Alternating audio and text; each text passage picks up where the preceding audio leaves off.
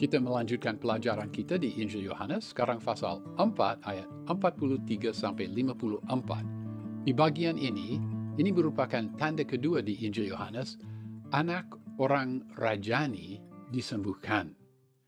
Di dalam bagian ini, tema tanda yang menimbulkan iman diteruskan. Dan rasanya para pembaca diajak membandingkan sikap dan iman orang Galilea, orang Samaria, dan orang Yahudi di Yerusalem. Pasal 4 ayat 43. Dan setelah 2 hari itu, Yesus berangkat dari sana ke Galilea. Ayat ini merupakan peralihan dari kisah apa yang terjadi di Sikar di Samaria dan perjalanan dan pelayanan yang berlangsung di Galilea. Peralihan ini sesuai permohonan mereka, orang Samaria, di pasal 4 ayat 40, Tuhan Yesus serta murid-muridnya menetap di situ selama 2 hari. Tetapi di dalam ayat ini, perjalanan mereka yang mulainya pasal 4 ayat 3 diteruskan. Ingatlah bahwa Yudea ada di selatan, Samaria di tengah, dan Galilea di utara. Pasal 4 ayat 44, sebab Yesus sendiri telah bersaksi bahwa seorang nabi tidak dihormati di negerinya sendiri. Ingatlah di bagian pendahuluan pasal 1 ayat 11, ia datang kepada milik kepunyaannya, tetapi orang-orang kepunyaannya itu tidak menerimanya. Benih pikiran itu diperkembangkan di sini. Seharusnya di negerinya sendiri, ya rupanya itu merujuk pada Galilea, tidak pasti, tapi rupanya itu Galilea. Seharusnya mereka percaya karena perkataannya, karena kesaksian, karena firman, dan mereka menerima dia sebagai Mesias.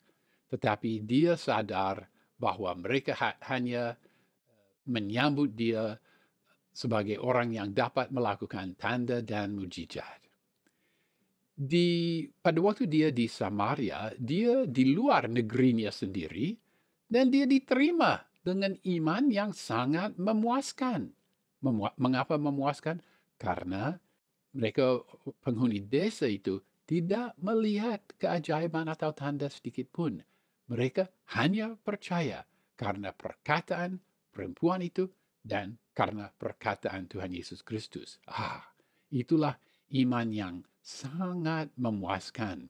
Tetapi di Yerusalem dan nanti di Galilea, dia hanya diterima dan dipercayai karena keajaiban. Di Yerusalem dan Galilea, dia ditolak. Dan dia akan semakin ditolak. Maka pasal 1 ayat 11, ia datang kepada milik kepunyaannya, tetapi orang-orang kepunyaannya itu tidak menerimanya. Ternyata benar. Pasal 4 ayat 45. Maka setelah ia tiba di Galilea, orang-orang Galilea pun menyambut dia karena mereka telah melihat segala sesuatu yang dikerjakannya di Yerusalem pada pesta itu. Sebab mereka sendiri pun turut ke pesta itu. Ingatlah pasal 2 ayat 23 sampai 25. Saya bacakan. Dan sementara itu ia di Yerusalem selama Hari Raya Paskah.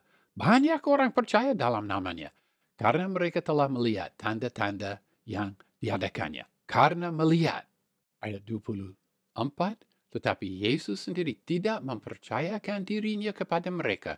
Karena ia mengenal mereka semua. Ayat 25. Dan karena tidak perlu seorang pun memberi kesaksian kepadanya tentang manusia. Sebab ia tahu apa yang ada di dalam hati manusia. Di sini kita kembali ke akhir pasal 4 ini, kita membaca orang-orang Galilea pun menyambut dia karena mereka telah melihat segala sesuatu yang dikerjakannya di Yerusalem pada pesta itu. Sebab mereka sendiri pun turut ke pesta itu. Jadi ada kaitan erat antara orang-orang Galilea dan mereka di Yerusalem. Ayat ini mengkaitkan orang Galilea dengan mereka di akhir pasal 2 itu. Jadi kita ya disiapkan untuk melihat sikap yang sama dari orang-orang Galilea yang ada di Yerusalem. Mereka di Yerusalem, di pasal 2 ayat 23 sampai 25, mereka menyambut dia bukan karena perkataan, bukan karena firman, tetapi karena keajaiban. Dan tanggapan Tuhan Yesus kepada orang-orang Galilea seperti dicatat di ayat 44, seorang nabi tidak dihormati di negerinya sendiri, tidak jauh berbeda dari sikap Tuhan terhadap mereka di Yerusalem. Di Galilea mereka menyambut dia, tetapi penyambutan itu berdasarkan apa yang mereka lihat di Yerusalem, bukan berdasarkan perkataan seperti apa yang terjadi di Samaria. Penerimaannya tidak sesuai dengan apa yang dia harapkan dari mereka. Alangkah baiknya ia disambut seperti ia disambut di Samaria. Pasal 4 ayat 46. Maka Yesus kembali lagi ke Kana di Galilea, di mana ia membuat air menjadi anggur. Dan di Kapernaum ada orang rajani, anaknya sedang sakit. Ingatlah bahwa Kana itu di bukit-bukit Galilea, sedangkan Kapernaum ada di tepi danau Galilea. Ya, istilah yang diterjemahkan di terjemahan baru, pegawai istana, sebenarnya kata itu basilikos, dari kata yang berarti raja, berdasarkan kata yang berarti raja. Sebenarnya kita lebih baik menerjemahkan orang rajani. Apa dia pegawai istana atau dia tidak menjabat, kita tidak tahu. Dia punya suatu hubungan erat dengan seorang raja. Barangkali dia melayani Herod Antipas yang menjabat sebagai Tetrark Galilea dari tahun 4 sebelum Masehi sampai tahun 39 Masehi. Dan anak dari orang rajani ini, anaknya sedang sakit. Istilah anak di sini adalah kata huios. Huios ini harus berarti anak laki-laki sebenarnya. Dan kata huios ini tidak mungkin dipakai mengenai seorang budak di rumah tangga itu. Pemakaian kata huios di sini menolong kita jika kita membandingkan peristiwa ini di Yohanes pasal 4 dengan penyembuhan yang terjadi di Matius pasal 8 ayat 5 sampai ayat 13 dan juga Lukas pasal 7 ayat 2 sampai 10. Memang ada beberapa kesamaan antara penyembuhan Yohanes pasal 4 dan penyembuhan Matius pasal 8 dan Lukas pasal 7. Tetapi di Matius dan Lukas ternyata itu hamba yang disembuhkan dan bukan anak sendiri. Di Lukas pasal 7 ayat 2 dan Lukas pasal 7 ayat 10 ada kata doulos yang dipakai. Doulos berarti budak. Tidak mungkin doulos dipakai mengenai anak kita sendiri. Betul bahwa istilah pais dipakai dalam Matius pasal 8 ayat 6, 8 dan 13, tetapi kata pais tidak menentukan karena kata itu dapat merujuk pada hamba ataupun anak sendiri. Selain itu, ada masalah geografis. Karena tidak disebut di dalam Matius pasal 8 ataupun Lukas pasal 7. Sebaiknya kita paham bahwa penyembuhan yang dikisahkan dalam Matius pasal 8 dan Lukas pasal 7 adalah lain penyembuhan dari apa yang dikisahkan di Yohanes pasal 4 ini.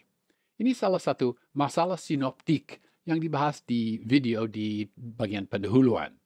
Seperti dikatakan di situ, tidak ada yang kontradiktif di sini.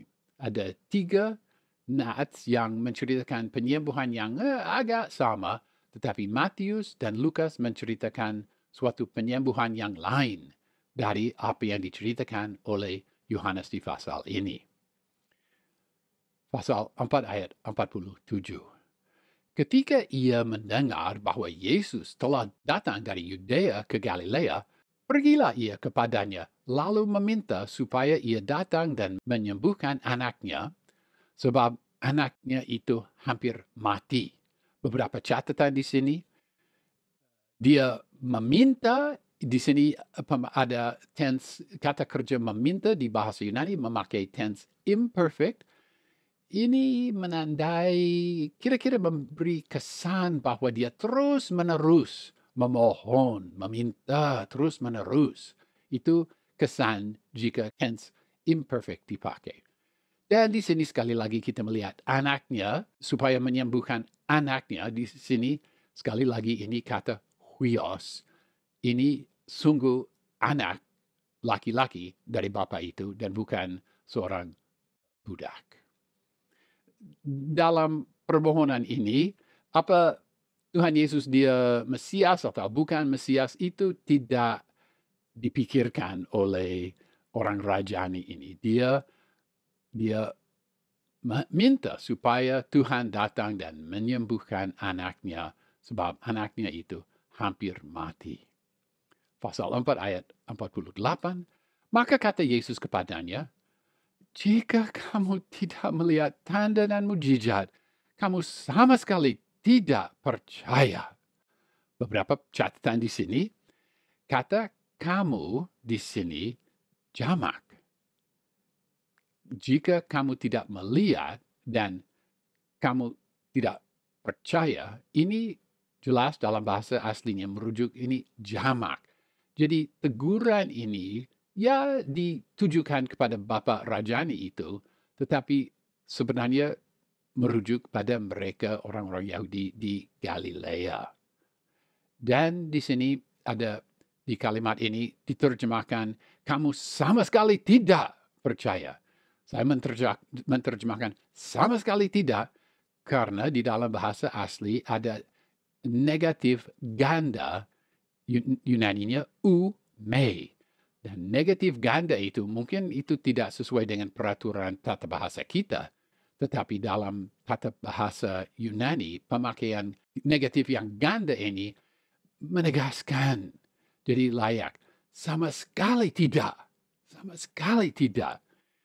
Seolah-olah Tuhan berkata, alangkah baiknya jika kalian percaya kepadaku karena perkataanku seperti mereka di Samaria dan bukan asal saja ada tanda dan mujizat. Nampaknya Tuhan Yesus mengucapkan ayat ini dengan nada kecewa atau frustrasi mungkin. Sekali lagi kita mengamati tema ini berkembang di Injil Yohanes. Iman kepada Yesus menyelamatkan, mengantarkan hidup yang kekal. Namun demikian, iman yang lahir dari tanda atau mujizat tidak menyenangkan hati Tuhan seperti iman yang lahir karena kesaksian atau perkataan orang. Pasal 4 ayat 49, orang rajani itu berkata kepadanya, Tuhan, datanglah sebelum anakku mati. Bapak, ini Tuhan itu kata kurios, boleh diterjemahkan, kadang berarti Tuhan, kadang juga berarti Tuhan. Dan jika kita menerjemahkan kata kurios, kita harus melihat konteks. Apa selayaknya di dalam, misalnya ayat ini, Tuhan, kita pakai kata Tuhan atau Tuan. Di sini Tuan. Tuan. Dia tidak, orang rajani itu tidak berbicara kepada Tuhan Yesus dengan pemahaman bahwa dia memang Tuhan Yesus Kristus, Allah, tetapi Tuhan. Tuhan, kurios. Dan di sini bukan kata huios dipakai sebelum anakku mati. Anak ini di sini adalah paidion, anak yang lahir di dalam keluarga. Tapi kata paidion kadang juga merujuk pada budak. Di sini bukan budak yang dimaksudkan karena kita sudah mendengar kata huios, anak laki-laki, anak di dalam keluarga itu. Bapa itu tidak dapat memikirkan hal-hal seperti itu. Ia hanya dapat memikirkan satu perkara, yaitu bahwa keadaan anak kecil itu sekarat. Bapa itu memakai istilah paidion, sedangkan dalam ayat 46, 47, 50, dan 53 istilah huios dipakai. Memang jika kita hanya melihat kata paidion di sini, ada kemungkinan ini merujuk pada seorang hamba, Tetapi karena kata huios juga dipakai, maka ini bukan hamba tetapi anak laki-laki di dalam keluarga itu. Pasal 4 ayat 50, kata Yesus kepadanya, "Pergilah, anakmu hidup." Dan di sini anakmu itu kata huios. Pergilah, anakmu hidup. Orang itu percaya akan perkataan yang dikatakan Yesus kepadanya, lalu pergi. Belas kasihan Bapa itu seolah-olah mengalahkan Tuhan Yesus Kristus, yang tadinya mau memikirkan urusan yang lebih luas daripada penyakit seorang anak, yaitu keadaan iman seluruh bangsa Yahudi. Perintah Tuhan, yaitu pergilah, serta pernyataan bahwa anak itu hidup, ini menjadi suatu kejutan dan tantangan. Tampaknya Bapak itu menduga atau berpikir bahwa si penyembuh harus hadir di tempat anak yang sakit. Tidak perlu. Pada titik ini, orang rajani itu, dia harus mengambil keputusan. Percaya pada perkataan itu atau menolak. Ternyata dia menerima tantangan tersebut dengan baik. Tanpa melihat tanda dan mujizat, dia percaya akan perkataan yang dikatakan Yesus kepadanya, lalu dia pergi. Dengan demikian, Tuhan Yesus mendidik mereka untuk percaya tanpa melihat bukti, sesuai dengan kerinduan yang diucapkan di dalam ayat 48, yaitu supaya mereka percaya tanpa mujizat. Nah, jadi jelaslah di sini orang rajani itu, dia percaya akan perkataan mengenai penyembuhan. Ini merupakan pernyataan iman yang terbatas. Iman pada suatu perkataan Yesus bukanlah iman kepada Tuhan Yesus sebagai juru selamat. Baru di ayat 53 orang rajani ini mencapai iman kepada Tuhan Yesus, iman yang menyelamatkan. Dengan demikian, ini tidak seperti apa yang diharapkan oleh Tuhan dalam ayat 48. Pasal 4 ayat 51, ketika ia sedang turun, hamba-hambanya menemui dia dan memberitakan kepadanya bahwa anakmu hidup. Ya, terjemahan baru berkata, ketika ia masih di tengah jalan, ya, oke, baik, tetapi sebenarnya lebih harfiah, ketika ia sedang turun. Mengapa dikatakan turun? Karena ingatlah dia di bukit-bukit Galilea, di mana itu terletaknya Kana. Dia harus turun dari bukit-bukit itu, turun ke Danau Galilea, di pinggir Danau Galilea itu Kapernaum. Ya, jadi Yunani berkata sedang turun, karena harus turun. Jika pergi dari Kana ke Kapernaum, harus turun. Dan satu catatan lagi, anakmu di sini, anak ini Pais. Tetapi kita paham bahwa ini bukan hamba rumah tangga, ini anak sendiri. Sekali lagi, Kana itu di bukit-bukit di Galilea, Kapernaum ada di tepi Danau Galilea. Pasal 4 ayat 52, ia bertanya kepada mereka, pukul berapa anak itu mulai sembuh? Jawab mereka, kemarin siang pukul ke-7, demamnya hilang. Yunani berkata, kemarin siang pukul ke-7. Mereka mulai menghitung jam pada waktu matahari terbit. Dan pukul ke-7 itu kira-kira jam 1 siang hari. Dan walaupun dia bertanya, bila mana mulai sembuh, tetapi mereka menjawab, pukul ke-7 demamnya hilang. Jelas, pukul ke-7 demamnya hilang. Bukan, ya mulai membaik. Bukan. Pada saat itu, demamnya hilang. Sangat akurat, sangat tepat, sangat, ya juga ini sangat sesuai. Well, kita lihat lebih lanjut. Tidak dicatat motivasi apa, mengapa Bapak itu bertanya, tetapi kita duga bahwa dia mencari dukungan, bukti, mengenai kuasa rabi itu yang berkata, "Anakmu hidup." Dan mendengar bahwa anak itu hidup, dia mulai, "Ini kebetulan saja atau ini sungguh mujizat?" Mungkin ada perasaan kita tidak tahu dengan pasti, tapi mungkin ada pertanyaan seperti itu. Pasal 4 ayat 53. Maka sadarlah ayah itu bahwa pada saat itulah Yesus berkata kepadanya, "Anakmu hidup." Lalu ia pun percaya, ia dan seluruh keluarganya. Memang ini yang terjadi memang tanda ajaib dan bukan kebetulan saja. Maka ayah itu dan seluruh keluarganya percaya kepada Tuhan Yesus Kristus. Mereka selamat. Maka kata Tuhan Yesus di ayat 48, kecuali melihat tanda keajaiban, kamu sama sekali tidak akan percaya. Ternyata itu memang benar. Sekali lagi itu benar. Seluruh keluarga orang itu percaya. Ini juga terjadi misalnya di Kisah Para Rasul pasal 10 ayat 2, Kisah Para Rasul pasal 11 ayat 14 dan 16, 15 dan juga 16, 31 dan juga lihat pasal 18 ayat 8.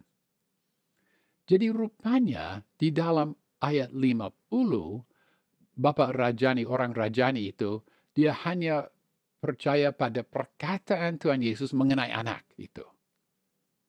Tetapi di ayat ini, dia percaya dan seluruh keluarga percaya. Mereka percaya kepada Tuhan Yesus Kristus dan ini iman ini iman pada Tuhan Yesus Kristus dan menyelamatkan. Jadi sikap dan iman dari Bapa itu lebih baik dari Nikodemus misalnya, yang saat berbicara dengan Tuhan Yesus Kristus tidak percaya dan berapa lama sebelum Nikodemus jadi percaya. Tetapi iman dan sikap Bapak Rajani itu, orang Rajani itu, tidak sebaik mereka di Sukar di Samaria. Tuhan Yesus berhasil membawa ayah ini pada iman, tetapi keberhasilan Tuhan Yesus di sini tidak seluar biasa keberhasilannya di Samaria. Ayah itu sungguh percaya kepada Tuhan Yesus Kristus, ya karena mujizat. Iman yang semula di ayat 50, rasanya itu hanya iman, dia hanya percaya bahwa pernyataan Tuhan mengenai anaknya, bahwa itu benar. Pada waktu itu belum percaya kepada Tuhan Yesus Kristus sebagai juru selamat. Jadi kita kembali lagi ke pernyataan Tuhan Yesus di pasal 4 ayat 48. Ya, mereka harus melihat tanda, barulah mereka rela percaya. Di pasal 4 ayat 48, maka kata Yesus kepadanya, "Jika kamu tidak melihat tanda dan mujizat, kamu sama sekali tidak percaya." Dia mengharapkan iman berdasarkan kesaksian seperti mereka di Samaria. Dan bukan iman yang, iman yang harus melihat tanda dan keajaiban lebih dahulu. Pasal 4 ayat 54. Dan itulah tanda kedua yang dibuat Yesus ketika ia pulang dari Yudea ke Galilea.